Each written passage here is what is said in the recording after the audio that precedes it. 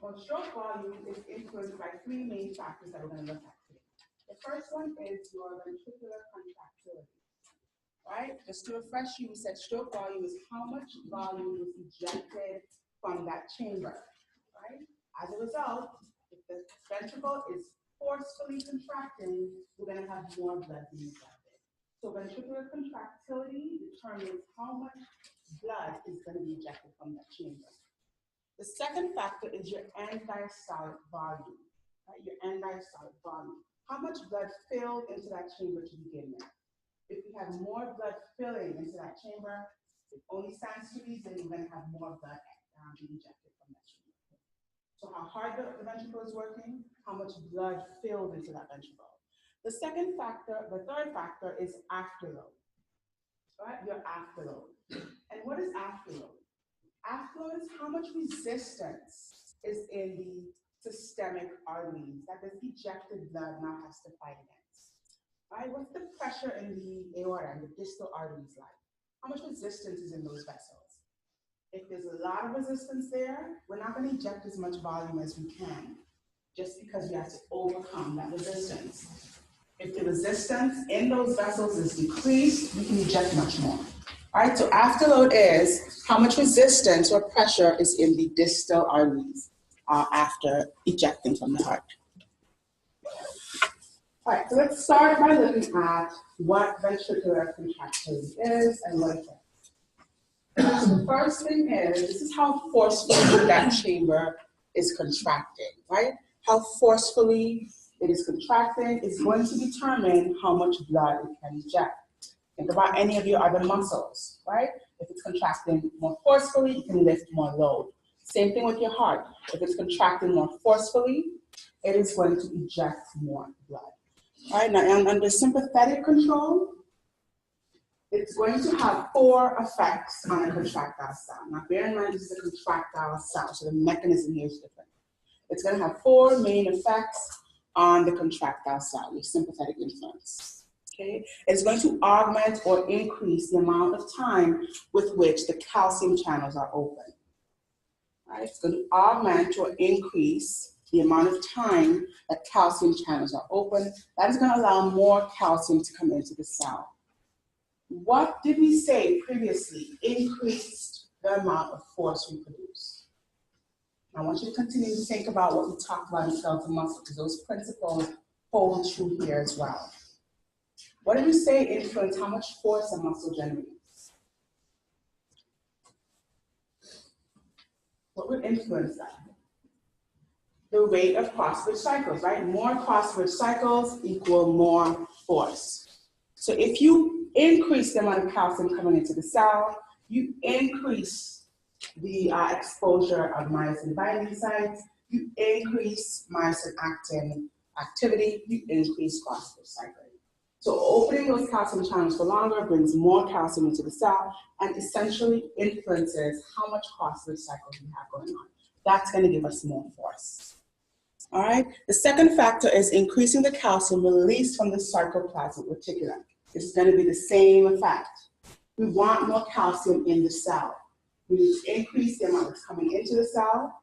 We need to increase the amount that's coming from the sarcoplasmic reticulum into the cytoplasm. Right? Remember we said there were 2 sources for the calcium. In smooth muscle and in cardiac muscle, there were 2 sources for the calcium. It's going to come in from outside the cell. It's going to come from the sarcoplasmic reticulum. So we need to increase those sources. The third thing is increase the rate of myosin ATPase activity. All right? This is how fast that myosin ATPase activity is generating cross-bridge cycles. And again, we talked about this before. The faster that those myosin ATPase activities are interacting, right, the more power strokes, the more cross-bridge cycles, the more force. Okay? And the fourth factor is enhancing the calcium ATPase pump, or the rate of that pump. What did the calcium ATPase pump do? What did the calcium ATPase pump do? And where was it located in the cell?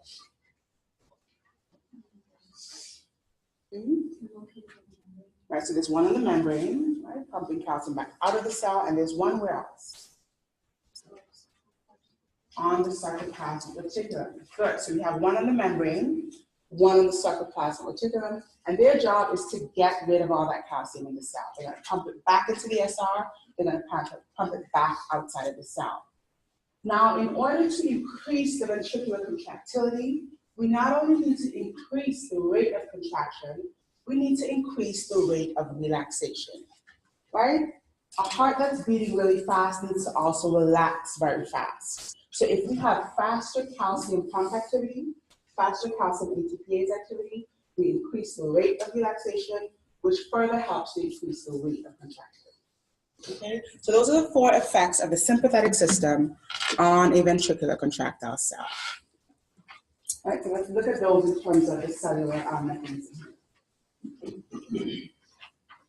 So again, just to refresh you, this is a sequence of events that happens in a cardiac muscle cell, specifically a contractile cell. This is a different mechanism from your pacemaker cell, all right? Now, this entire part of the mechanism is the same. And that's why I told you when we did the autonomic nervous system that depending on where this cell was, that determined the job of protein kinase. So protein kinase is something entirely different in a pacemaker cell than what it's going to do in the contractile cell. So let's look at the first thing it does. It is going to augment the opening of these L-type or slow calcium channels. All right, it's going to augment that. That's going to bring more calcium into the cell for longer. That's going to increase the rate of contraction. It's going to augment the opening of the channels on the sarcoplasmic reticulum. Right? Same effect, bringing calcium into the cell. It is going to increase the rate of myosin ATPase activity, which increases the rate of phosphorus cycling, which generates more force. Right? That's the third thing it does. And finally, it's going to increase the rate of calcium ATPase activity, which is going to pump calcium out of the cell. Right? Calcium leaving the cell is that important step for relaxation, and so that happens much quicker, which allows contraction to also happen much quicker. All right, so these 4 mechanisms are the sympathetic system's response on a contractile cell. All right, so let's look at what this means in terms of the big picture. All right, this is how much force or tension we generate. This is synonymous with how hard that ventricle is working. All right, this is time. Now, under no sympathetic influence, we generate a mediocre amount of force. Okay? Under sympathetic influence here, we generate much more force, which simply means under sympathetic influence, the ventricle is working harder. Right? The ventricle is working much harder. It's generating more force. It's going to expel more blood. Okay, and so we increase ventricular contractility, we increase stroke volume, which in effect increases cardiac output. Any questions so far? All right. Now let's look at the parasympathetic system's effect on a contractile cell. What did we say was the parasympathetic effect on a contractile cell? What did we say about that last time? We said something very specific about the parasympathetic and the ventricular contractile cell. They had no effect, right? They had no effect. The parasympathetic fibers innervate the SA node, the AV node, so only your pacemaker cells. They do not significantly influence, in fact, you can think of them as not influencing at all the ventricular contractile cell. So they have no role to play in ventricular contractility. Only the sympathetic fibers affect ventricular contractility. Alrighty? All right, and lastly, some hormones that affect ventricular contractility is epinephrine. All right, and again, when you think of norepinephrine, think of epinephrine. Their response is the exact same. All right, epinephrine is floating in the blood, we call it a hormone. It's at the neuroeffector junction, we call it a neurotransmitter. All right, same molecule. Its effect is going to be the exact same as its norepinephrine is binding to a beta-1 receptor. Other hormones that influence ventricular contractility are thyroid hormone, insulin, glucagon. Right? Thyroid hormone, insulin, and glucagon. The mechanism of action of those we're not going to get into. right? But just know that those three hormones affect ventricular contractility, right? And glucagon and epinephrine specifically also affect heart rate, okay? All right. The second factor in our three factors that affect stroke volume, the first one is ventricular contractility. The second one is end diastolic volume. End diastolic volume. Right? And that is basically how much blood filled into that ventricle, filled into that chamber. Right? Now, this brings us to a very important law with regard to the heart. This is called Starling's law. Starling's law.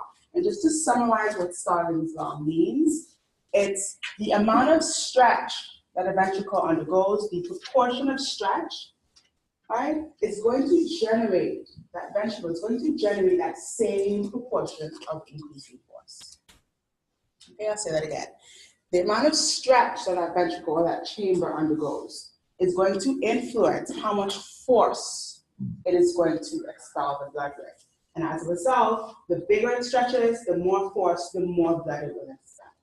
Okay, that is Starling's law.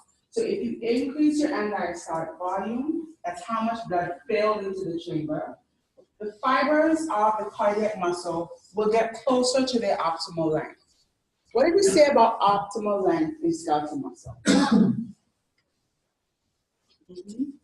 When they're at the optimal length, they can contract the hardest. Right, perfect, thank you. So at their optimal length, at the maximum amount of, or the optimal amount of overlap, they're going to generate the maximum force. Now, skeletal muscle is usually at its optimal length. Because of the way it's positioned across joints, it's usually at its optimal length. Right? Cardiac muscle is not usually at its optimal length. In fact, it hardly ever gets to its optimal length. The heart has to work harder to get those actin myosin filaments to their optimal length. So if we increase or if we stretch that chamber, we get those muscle fibers closer to their optimal length, so we start generating more force. Right, I'll say that again. We stretch that chamber, right? The actin and myosin get closer to their optimal length, and so they generate more tension, they generate more force, and then that blood is going to leave the chamber or be expelled with much more force, and so more will leave the chamber, right? More volume. Okay, so the optimal length leads to greater strength and contraction, and this is going to affect the amount of stroke volume, how much blood is injected. Right? So if you increase the venous return, it's like a chain of events here. Increasing the amount of blood that returns to that atria, increases the amount of blood that ends up filling into that ventricle, increases the stretch of that ventricle, increases the force with which that ventricle contracts, increases how much is ejected, right? Increases stroke volume. So it's like a chain of events. You have more blood coming in, you have more force in that ventricle because it's now stretching more. You can eject it with more force, therefore you will eject more blood. Okay? Any questions on that? All right.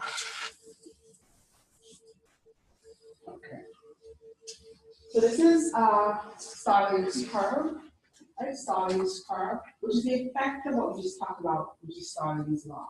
This is your stroke volume here, and this is synonymous to how much blood is leaving the ventricle, but also how much force that ventricle is contracting with. Okay? This is your end diastolic volume. So if you don't fill that chamber very much, you don't eject much blood, right? If you increase how much you fill into that ventricle, you increase how much is ejected, okay? So if you fill the chamber this much, not very much, you're gonna squeeze it with that much force. You fill it a little bit more, you squeeze with a little bit more force, you eject more. You fill it even more, you squeeze it with even more force, and you eject more. As the end diastolic volume increases, so does stroke volume. Any questions on that bit? Any questions there? And this graph is reiterating that again in a different way.